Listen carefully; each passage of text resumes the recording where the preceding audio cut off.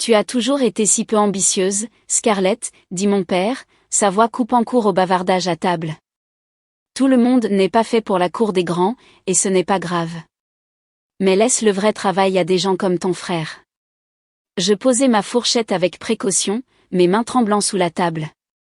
Et pourtant, d'une manière ou d'une autre, à part toi, papa, ma version si peu ambitieuse de moi-même est la seule autre personne à cette table avec un palmarès de réussite, dis-je calmement, en le regardant droit dans les yeux. Mon frère sourit d'un air suffisant, le même sourire exaspérant et méprisant que j'avais vu toute ma vie. Je m'appelle Scarlett Greer. J'ai maintenant 32 ans, mais quand tout cela a commencé, j'étais juste la fille du milieu, l'ignorée, dans une famille où le succès se mesurait à l'ostentation et au statut. Mon père, Richard Greer, a bâti l'un des empires immobiliers les plus prospères de Chicago. Mon frère aîné, Benjamin, était son fils prodige, l'héritier naturel de l'entreprise malgré son insouciance. Ma sœur cadette, Olivia, était la chouchoute de la famille, plus intéressée par les brunchs et les partenariats avec des marques que par quoi que ce soit qui ressemble à une responsabilité. Et puis il y avait moi, silencieuse, fiable et, selon ma famille, transparente. Le reste du dîner se déroula dans un brouhaha de conversations dont je ne fis pas partie. Benjamin se vantait d'une nouvelle affaire immobilière qu'il aurait conclue, bien que j'ai entendu des rumeurs lors du dernier événement de l'entreprise selon lesquelles elle était truffée de problèmes. Mon père lui souriait, rayonnant, posant des questions suggestives pour maintenir l'attention sur son fils. Olivia intervenait de temps à autre, émaillant la conversation d'anecdotes sur ses dernières escapades sociales. Pendant ce temps, j'étais assise en silence, remuant la nourriture dans mon assiette, me demandant pourquoi je m'infligeais encore ces dîners. Quand j'étais plus jeune, j'essayais de suivre leur rythme, de les impressionner. J'ai été diplômée presque major de ma promotion et j'ai accepté tous les stages que je pouvais trouver, pensant que si je travaillais assez dur, ils finiraient par me voir. Mais peu importe ce que je faisais, ce n'était jamais assez. Tu es trop silencieuse, disait mon père. Tu n'as pas l'instinct du tueur pour ce métier. Peu importait que je surpasse mes pairs ou que j'aie des idées pour faire avancer l'entreprise. Il s'était déjà fait une opinion sur moi. Le tournant est arrivé il y a quelques années, bien que ma famille ne l'ait pas remarqué. J'étais assise à l'une des réunions de stratégie hebdomadaire de l'entreprise, une simple formalité où mon père et Benjamin prenaient toutes les décisions pendant que les autres observaient. Ce jour-là, j'avais une proposition, un plan détaillé pour transformer une propriété en difficulté en un complexe résidentiel rentable. J'avais passé des semaines à faire des recherches, à faire les calculs et à préparer une présentation que je pensais que même mon père ne pourrait ignorer. Quand mon tour de parler est enfin arrivé, j'avais à peine prononcé 2 phrases que Benjamin m'a interrompu. Cet emplacement est une cause perdue, dit-il avec dédain. On a déjà trop investi dedans. Passons à autre chose. En fait, j'ai trouvé un moyen de. Commençai-je, mais mon père me coupa d'un geste de la main. Si Benjamin dit que ça n'en vaut pas la peine, alors ça n'en vaut pas la peine. Point suivant. Je me souviens d'être restée assise là, le visage en feu, mon plan si soigneusement préparé, oublié, pendant qu'il continuait comme si je n'étais même pas dans la pièce. Cette nuit-là, j'ai pris une décision, s'ils ne voulaient pas m'écouter dans leur entreprise, je construirais la mienne. Je n'ai pas démissionné de l'entreprise familiale sur le champ, cela aurait attiré trop d'attention. Au lieu de cela, j'ai commencé petit, travaillant sur mes propres projets discrètement en coulisses. Un duplex délabré en périphérie de la ville est devenu mon premier investissement. C'était tout ce que je pouvais me permettre avec le peu que j'avais économisé, mais j'y ai vu le potentiel que personne d'autre ne voyait. J'ai passé mes week-ends à peindre des murs, à changer des installations et à apprendre les ficelles de la gestion immobilière. Quand je l'ai vendu 1 an plus tard, le bénéfice était modeste, mais il était à moi. Et ce n'était que le début. Au cours des années suivantes, j'ai recherché des propriétés sous-évaluées dans tout Chicago, m'associant avec Sophia Tran, une investisseuse immobilière avisée que j'avais rencontrée par un ami commun. Sophia était tout ce dont j'avais besoin chez une partenaire commerciale, intelligente, expérimentée et aussi déterminée que moi à prouver aux gens qu'ils avaient tort. Ensemble, nous avons bâti quelque chose de remarquable, une propriété à la fois. Quand j'ai eu 30 ans, mon portefeuille prospérait. Ce qui avait commencé comme une activité secondaire était devenu une véritable entreprise, avec des propriétés allant de complexes résidentiels à des espaces de bureaux de type boutique et même quelques emplacements commerciaux de premier choix. Sophia et moi gérions tout sous un nom d'entreprise que personne dans ma famille ne reconnaîtrait, Tranen Partners. Je n'accumulais pas seulement de la richesse, je me construisais une réputation. Silencieusement et constamment, j'étais devenue l'une des concurrentes les plus féroces de mon père. L'ironie? Ma famille n'en avait aucune idée. Pendant qu'ils étaient occupés à gérer leur empire tentaculaire et mal administré, j'achetais des propriétés qu'ils avaient jugées non rentables et les transformais en succès. Chaque affaire était comme une victoire privée, un petit pas pour me prouver que j'étais plus que l'ombre dans laquelle ils m'avaient cantonné. Un soir, alors que je passais en revue des rapports financiers, Sophia est entrée avec 2 tasses de café. « Tu es là-dessus toute la journée ?» dit-elle en posant une tasse devant moi. « Prends une pause, Scarlett. Même les machines ont besoin de se recharger. » Je souris en prenant une gorgée. Je ne peux pas m'en empêcher. Chaque fois que je vois à quel point les chiffres sont bons, je pense au prochain coup. Il y a un immeuble de bureau près du lobe que je surveille.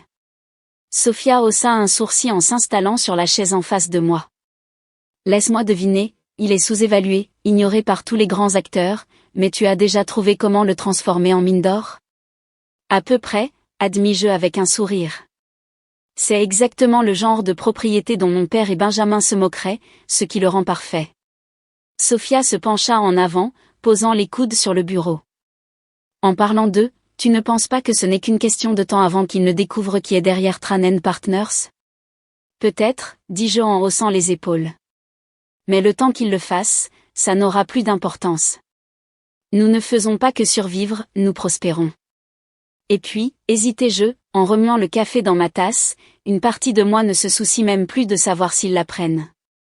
Ils m'ont rabaissé toute ma vie.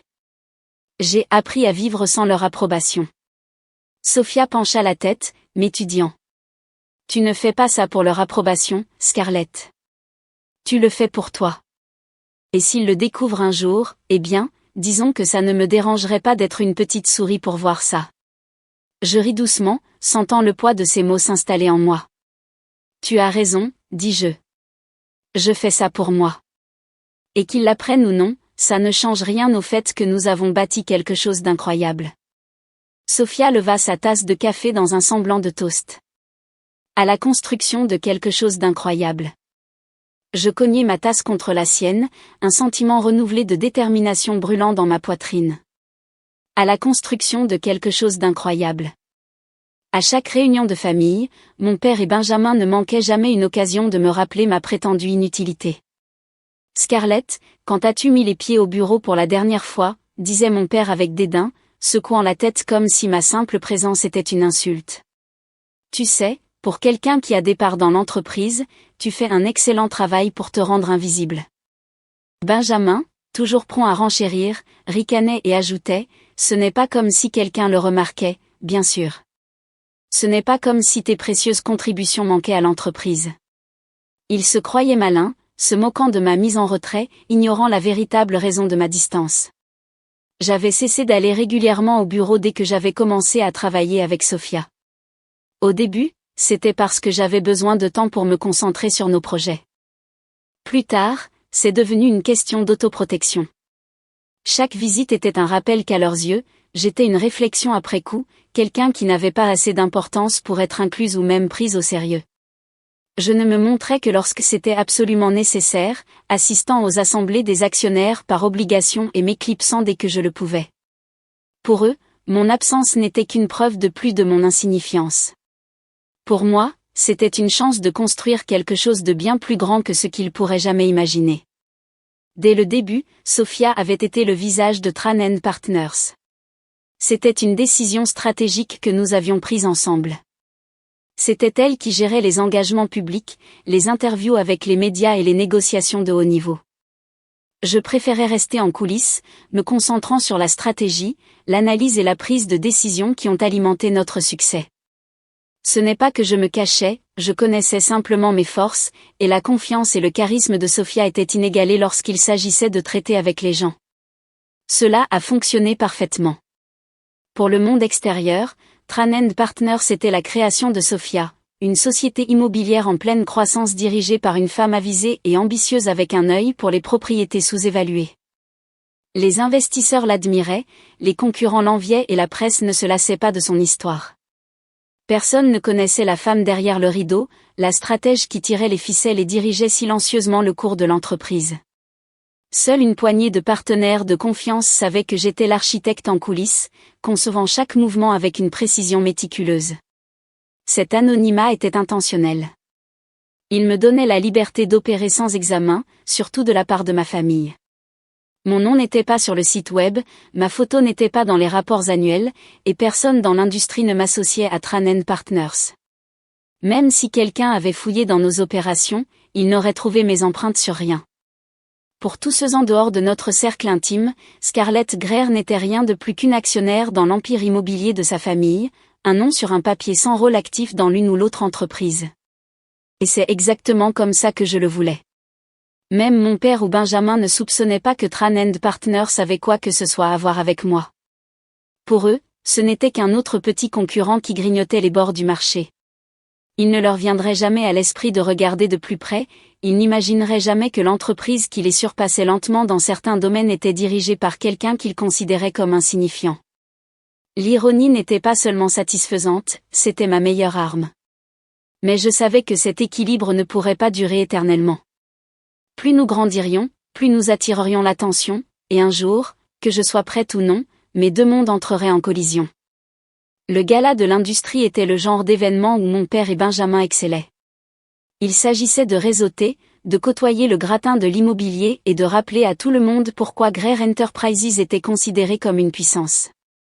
Je ne comptais pas y aller, ce n'était pas vraiment mon univers, mais Sophia a insisté.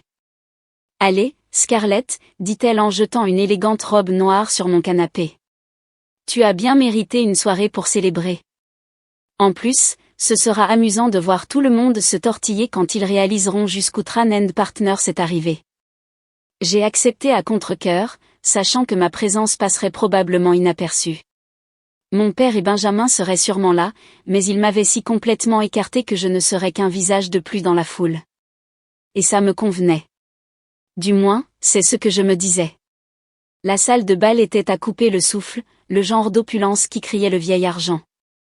Des lustres scintillaient au-dessus, des serveurs se faufilaient dans la foule avec des plateaux de champagne, et les personnalités les plus puissantes de la ville se rassemblaient en groupe, échangeant des rires polis et des cartes de visite. Dès que j'ai vu mon père et Benjamin, j'ai su que la soirée allait devenir un exercice de patience. « Tiens, dit Benjamin, un sourire narquois sur les lèvres alors que je m'approchais de leur table. Regardez qui a décidé de se montrer. Tu sais, Scarlett, ces événements sont normalement pour les gens qui contribuent vraiment à l'industrie.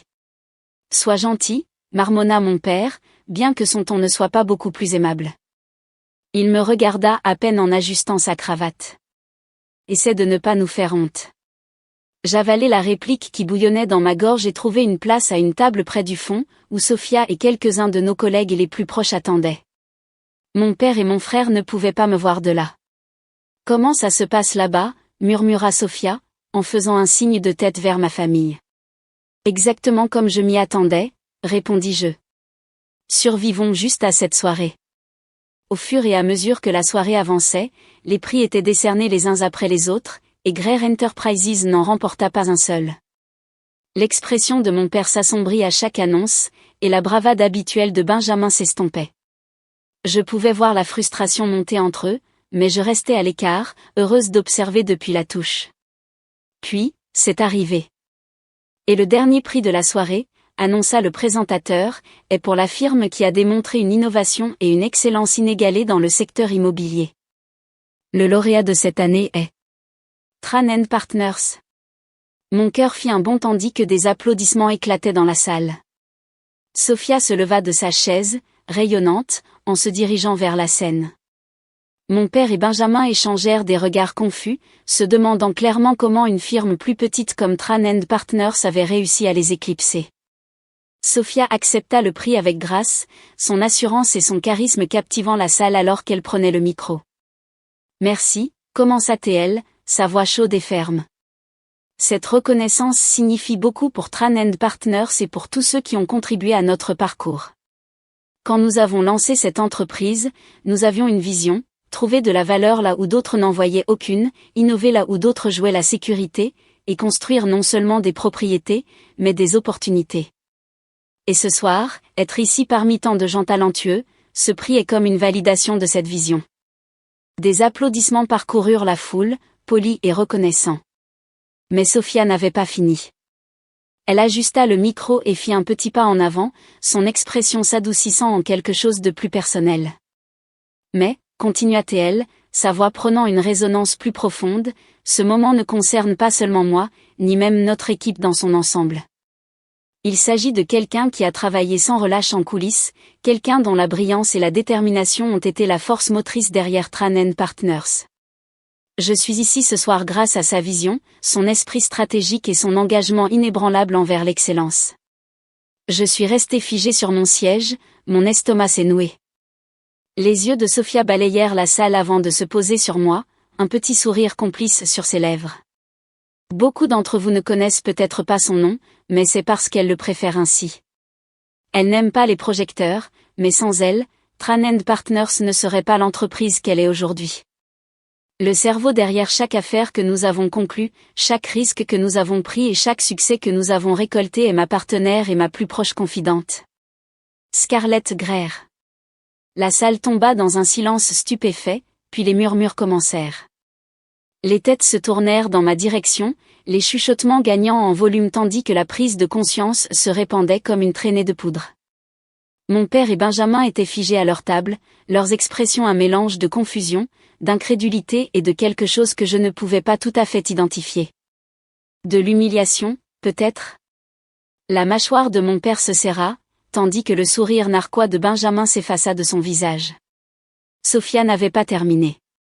Scarlett est le genre de leader qui n'a pas besoin de crier pour être entendue, continua-t-elle. Elle laisse son travail parler pour elle. C'est elle qui voit des possibilités là où d'autres voient l'échec, qui prend des risques que d'autres craignent de prendre, et qui se bat pour ce en quoi elle croit, peu importe le nombre de sceptiques qu'elle affronte. Sa brillance a non seulement transformé cette entreprise, mais a établi une nouvelle norme pour ce que signifie l'innovation immobilière. Et je pense qu'il est temps que le monde le sache. Ces mots m'ont frappé comme une vague, chacun renversant les murs que j'avais construits pour me protéger du doute et du mépris que j'avais enduré pendant des années. Les murmures dans la salle grandirent, mais les applaudissements aussi. Mes collègues à la table de Tran & Partners étaient debout, applaudissant et acclamant. Sophia se tourna vers moi, la main tendue. « Scarlett, viens, rejoins-moi. Ce moment est autant le tien que le mien. » Pendant un instant, je ne pus bouger. Mon cœur battait à tout rompre dans ma poitrine, et mes jambes semblaient être de plomb. Puis j'ai vu le sourire encourageant de Sophia, la chaleur dans ses yeux, et les applaudissements de la salle commencèrent à s'enregistrer. Lentement, je me suis levée, mes genoux tremblants, mais ma détermination se renforçant à chaque pas que je faisais vers la scène. En montant les marches et en entrant dans la lumière du projecteur, je pouvais sentir chaque regard sur moi, ceux de mon père, de mon frère, et de la salle remplie de leaders de l'industrie qui n'avaient aucune idée que j'avais façonné cette industrie depuis l'ombre. J'arrivai à côté de Sophia, et elle me tendit le prix, sa main reposant sur mon épaule alors qu'elle se penchait une dernière fois vers le micro. « Voici Scarlett Greer, » dit Sophia, sa voix pleine de fierté. « Et si vous n'avez pas encore entendu parler d'elle, croyez-moi, vous le ferez. » Debout là sur scène, le poids du prix dans mes mains et les applaudissements tonitruants tout autour, j'ai ressenti quelque chose que je n'avais pas éprouvé depuis des années, un sentiment de validation, non pas de la foule, mais de moi-même. J'ai balayé la salle du regard, m'arrêtant brièvement sur mon père et Benjamin. Leurs expressions stupéfaites n'avaient pas de prix, un mélange de surprise, d'incrédulité et d'une lueur de quelque chose qui aurait pu être du respect. Sophia se pencha vers moi, sa voix basse et ferme. « Dis quelque chose », murmura-t-elle, sa main me donnant une pression rassurante sur l'épaule. Je m'approchai du micro, mon cœur battant la chamade. Je n'étais pas du genre à faire des discours, mais il ne s'agissait pas de grandeur, il s'agissait d'être vu. Je pris une profonde inspiration et parlai. « Merci », commençai-je, ma voix claire malgré la boule dans ma gorge. C'est inattendu mais profondément significatif. Quand Sophia et moi avons lancé Tran & Partners, nous savions que nous prenions un risque, sur des propriétés que d'autres rejetaient, sur des idées que d'autres ignoraient, et sur nous-mêmes. Ce soir est la preuve que ces risques ont payé. La foule applaudit poliment, mais je n'avais pas terminé. À tous ceux qui ont cru en nous, merci. Et à ceux qui ne l'ont pas fait. Je m'autorisai un petit sourire, merci de nous avoir sous-estimés. Cela nous a donné le carburant pour réussir. Les rires et les applaudissements qui suivirent m'encouragèrent, mais mon attention était ailleurs, sur l'expression de mon père, qui était passé de stupéfaite à quelque chose d'indéchiffrable, et sur Benjamin, dont la mâchoire était si serrée que je pensais qu'il pourrait se casser une dent. Je m'éloignai du micro, Sophia rayonnant à mes côtés alors que les applaudissements s'éteignaient enfin, et nous quittâmes la scène. Elle se tourna vers moi. Ça, pour le coup, dit-elle avec un sourire, c'était un moment à savourer. Alors que nous retournions à notre table, je pouvais sentir la vague de chuchotements nous suivre, le poids de l'attention de la salle persistant encore. Sophia se pencha, sa voix basse mais amusée. Je paierais cher pour savoir ce qui se passe dans la tête de ton père en ce moment. Je jetai un coup d'œil vers leur table. Mon père était assis raidement, les mains jointes sur la table devant lui, regardant droit devant. Benjamin semblait sur le point d'exploser, le visage rougeau alors qu'il chuchotait quelque chose avec animation à mon père. Olivia, toujours étrangère à tout, sirotait son vin, ses yeux allant de l'un à l'autre comme si elle essayait d'évaluer si la tension méritait d'interrompre sa soirée. Ils s'y feront, dit Sophia, comme si elle lisait dans mes pensées. Peut-être pas ce soir. Peut-être jamais de la manière que tu mérites. Mais ils n'auront d'autre choix que de reconnaître ce que tu as bâti. Peut-être, répondis-je, même si je n'étais pas sûr que cela m'importait encore. Pour une fois, leur reconnaissance n'était pas le but, c'était le sous-produit de m'être prouvé à moi-même que je pouvais prospérer sans leur approbation. Alors que l'événement touchait à sa fin, je ne pus les éviter plus longtemps. Mon père s'approcha de notre table, Benjamin le suivant à quelques pas. Sophia, toujours sereine, se leva à son arrivée, tendant la main avec un sourire aimable. Monsieur Greer, dit-elle chaleureusement. C'est un honneur de vous rencontrer. Il lui serra la main avec raideur, sa confiance habituelle absente. De même, répondit-il, la voix tendue. Ses yeux se tournèrent rapidement vers moi, un mélange de fierté et de malaise scintillant dans son expression. Scarlett, nous devons parler. Benjamin renifla, croisant les bras. Parler ? De quoi y a-t-il à parler ? Tu as clairement été occupé à saper l'entreprise familiale dans notre dos. Le sourire de Sophia ne flancha pas, mais son ton se durcit juste assez pour jeter un froid. Saper ? Je dirais que Scarlett a fait ce que vous auriez dû faire, innover et réussir. Mais je suppose que nous pouvons laisser cette discussion pour une autre fois. Le visage de Benjamin devint plus rouge, mais mon père leva une main pour le faire taire. Ça suffit, dit-il sèchement. Il se tourna vers moi. Scarlett, pouvons-nous sortir un moment ? Juste nous deux. Je suivis mon père sur la terrasse, l'air frais du soir étant un soulagement bienvenu de l'intensité de la salle de bal. Les lumières de la ville s'étendaient devant nous, scintillant contre le ciel sombre. Il resta silencieux un moment, les mains posées sur la balustrade, ses épaules inhabituellement tendues. Finalement, il parla.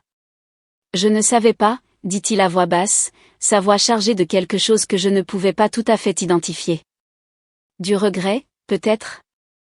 Je n'avais aucune idée que tu étais capable de tout ça. Je croisai les bras, m'appuyant contre la balustrade à côté de lui. C'est parce que tu n'as jamais pris la peine de chercher à savoir, répondis-je, mon ton égal mais ferme. Toi et Benjamin étiez si occupés à me rabaisser que vous n'avez pas pris la peine de voir ce que je faisais. Vous m'avez écarté sans y réfléchir à deux fois. Il soupira, son regard fixé sur l'horizon. Je pensais que je te protégeais. Me protéger de quoi ? Demandai-je, incapable de cacher la frustration dans ma voix. De te prouver que tu avais tort ? De te montrer que je pouvais faire plus que ce que tu ne m'as jamais accordé ? Il se tourna pour me regarder, son expression sérieuse pour la première fois depuis des années. De l'échec, admit-il. Ce métier, il est brutal, Scarlett.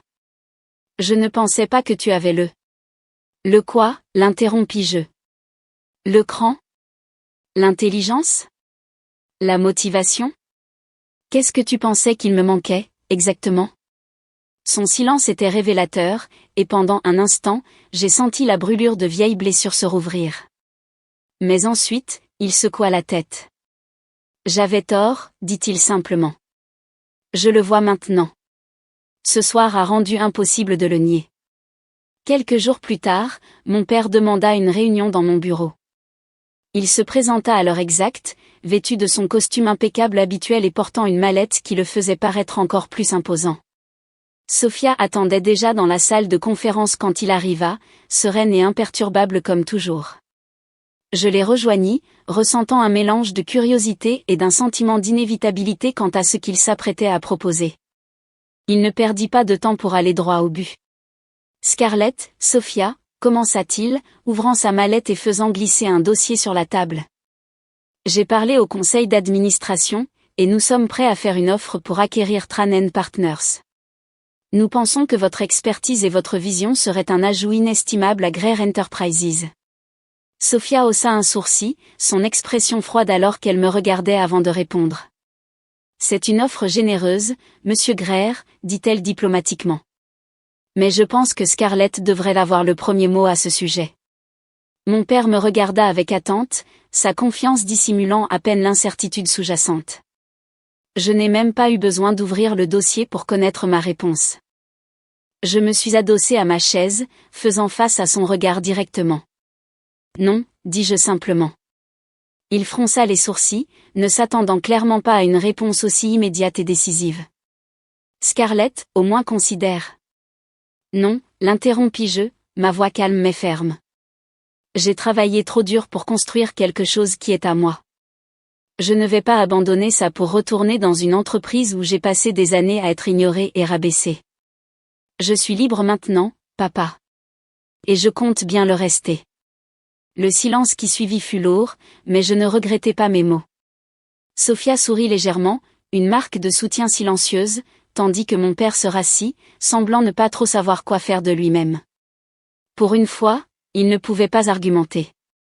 Il ne pouvait pas nier mon succès. Et il ne pouvait pas acheter mon respect. Finalement, il hocha la tête, refermant le dossier et se levant.